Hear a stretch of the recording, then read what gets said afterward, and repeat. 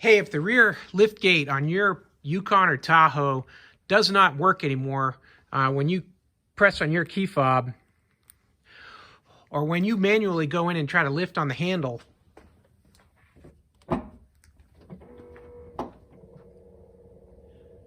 if you're just getting noise like that, but it won't lift up, then I've got a really easy fix for you to remedy this problem. All you got to do is come inside your vehicle and check that this button here is not in the off position, but it's in the on position.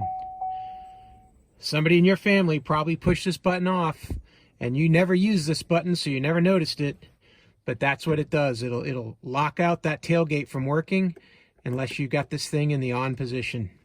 So go ahead and flip this button to on by pushing it here, and then you'll go ahead and have control with an automatic lift of your tailgate from here forward.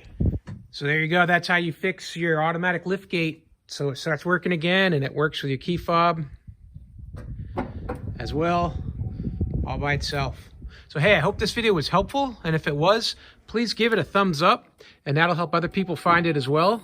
And as always, have a great day.